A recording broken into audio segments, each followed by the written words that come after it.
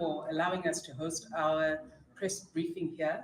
We're supposed to have the press briefing after the meeting with ZEC outside ZEC's offices, but there was a big truckload of riot police that charged at us. They chased us away. They said, you can't have your press briefing here.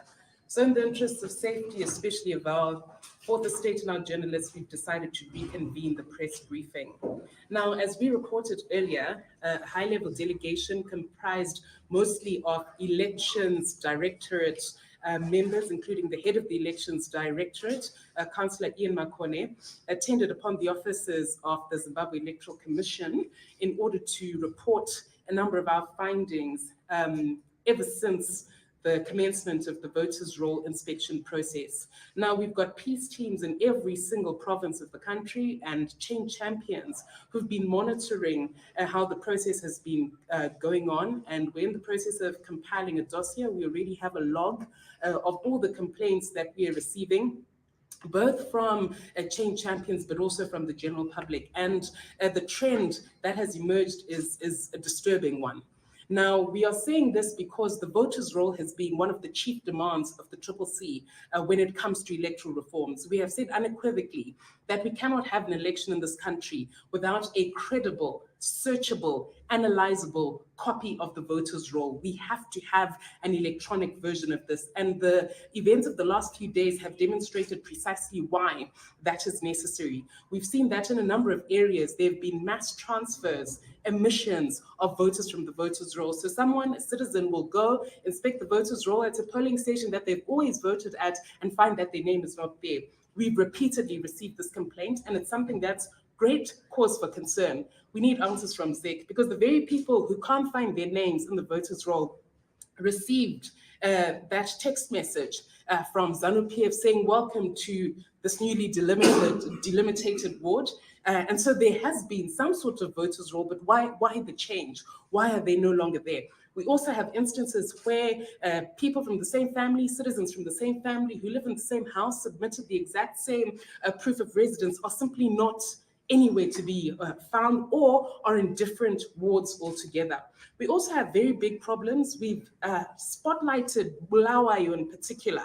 Huge anomalies there, and a delegation of CCC members actually went to engage the ZEC provincial office in Bulawayo. We've got a number of irregularities where, in some instances, citizens have been assigned polling stations that are 2 combis away from where they live. That's not the correct way to assign a polling station. You can't put someone so far that they basically cannot get to their polling station on voting day.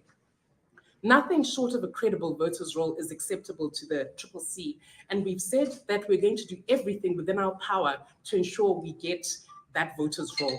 President Nelson Chamisa has said, and we've said time and again, that the voters' roll is a red line issue.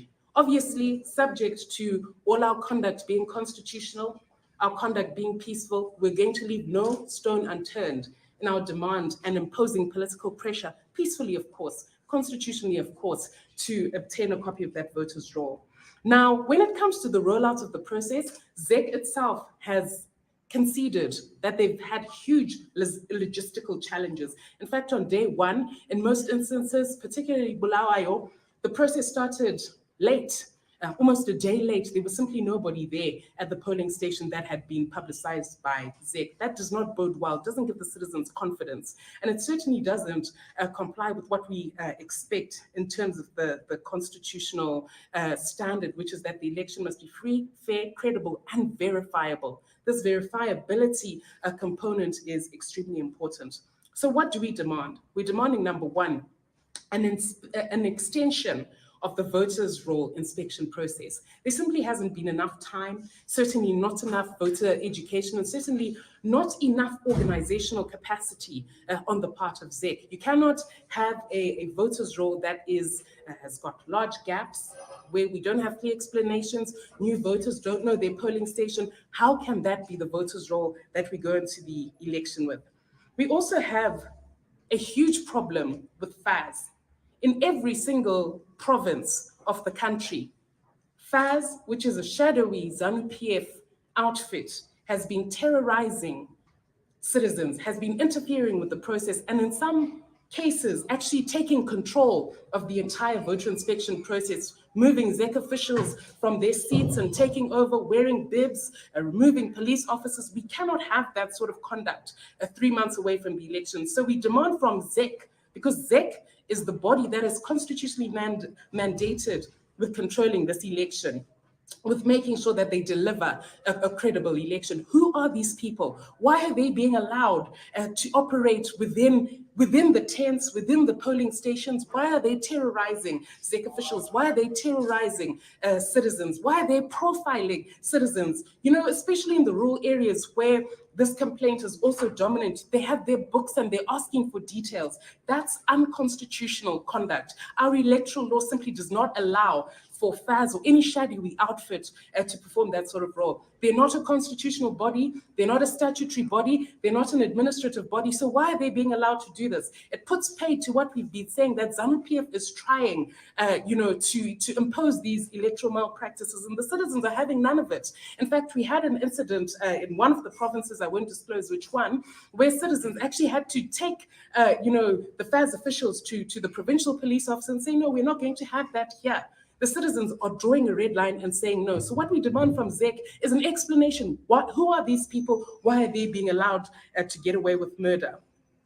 Now, we've also indicated on the mass removal of names. We purchased a copy of the voters' roll in 2022.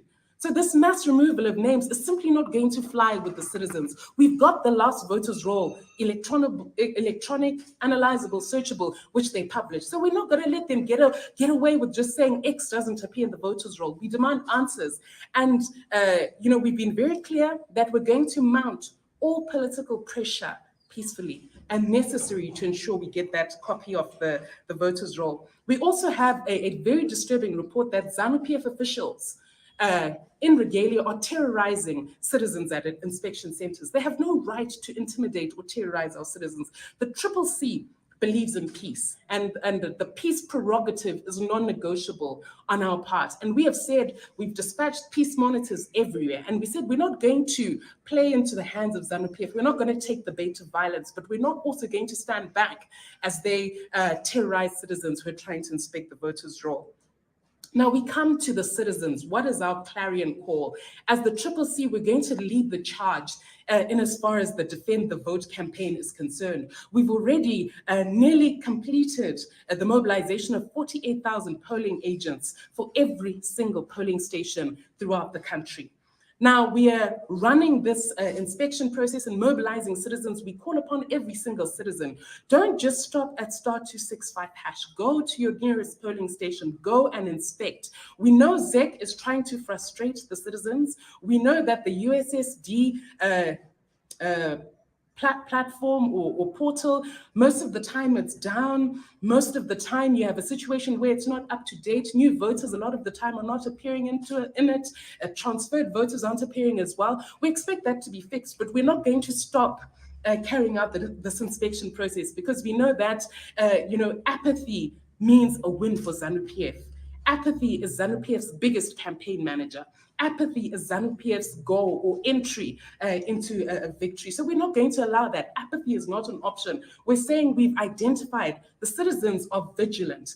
They've identified these anomalies in the voters' roll. And so what we expect from ZEC is for them to be fixed. We're not going to sit back and say elections don't work. Elections do work. And we're going to vote overwhelmingly for change. We can see that, our mass registration process was very effective. We've got over 2 million newly registered voters ever since the blitz has started. And all of that shows that the citizens are hungry for change, and they know that elections are our only way out. So let's complete the mission by ensuring that we vote big on election day. We continue to defend the vote. We must stay vigilant at all times. And so we call upon citizens. We've got 2 days left, but we're calling for ZEC to extend that process. Fix your USSD portal. Make sure it's up to date. Bring your voters' roll up to date, and give us, most importantly, a copy of the voters' roll in analyzable, searchable format. We're not going back on that demand. So I think without further ado, that will be the end of our presser, unless there are 1 or 2 questions that you may have. As usual, just identify yourself, which news house you're from, and we'll take those questions and then immediately close the press briefing. Thank you. Yes, sir. Okay, VOA Studio 7. Yes. So, I say we don't have the voters roll. Yes, Even in hard copy format. No. So the Triple C does not have a copy of the voters' roll. I'm sure you all saw that we even went to court to demand this voters' roll. But what's interesting is ZANU-PF appears to have a copy of that voters' roll. You don't hear ZANU-PF complaining that they don't know which polling station to go to. In fact, we saw Mr. Mnangagwa send us all those SMSs that had the redrawn boundaries, they had your phone number, they knew which constituency you were in. So it seems as though there has been some favoritism going on. And the Constitution says in very clear terms that ZEC must be independent, it must be non-partisan, it must be professional in the execution of its duties. So we demand a copy of that voters' roll. The Triple C doesn't have it. It appears that ZANU-PF, we suspect very strongly that they've got it, and that's not fair. We expect a free and fair playing field as we approach the 2023 election. Okay. Yes, sir. Let's just get someone else. We'll come to you after we've had a round. Thank you. My name is Panashima of Sources Media. Yes. I just wanted to ask your position is Triple C. Mr. Mnangagwa was actually, the president was inaugurated last year, in 2018 in August. And it seems like they're in a constitutional crisis. What's your position as Triple C? Well, the Triple C has said for a very long time that we've got a deep-seated socio-political, economic, and bad governance crisis in Zimbabwe. In fact, all you need to do is to walk into any shop and you'll see that the economy itself has entered the election. I think we've set a new world record where we've got the highest hyperinflation rate in the world, over 700%. Half the population, 49%, according to the World Bank, are living in extreme poverty. We can see the dilapidated state of our hospitals, our schools, our public infrastructure.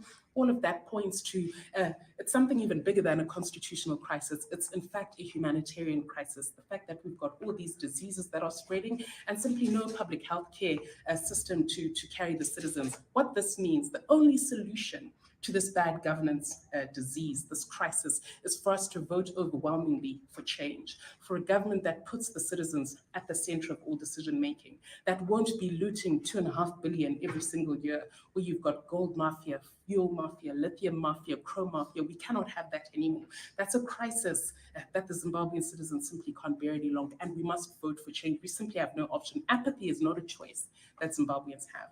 Is there one more question before we close? I'm saying, what happened on your way from ZEC? What happened? So when we came down from ZEC, we had an engagement with ZEC. We will speak about the outcome of that in due course, because we're actually going to follow it up. We're going to deliver the hard evidence of everything that we're saying, the dossier included, and also we want to see the senior officials at ZEC. But what surprised us is that by the time we came down the stairs, riot police had mobilized a massive truck that charged violently at us. Now, we don't expect that in a constitutional democracy. We don't expect that when all we're trying to do is to be peaceful and reasonable and engage in administrative authority. We don't expect that 3 months before the election. The Triple C is a legally and constitutionally recognized body.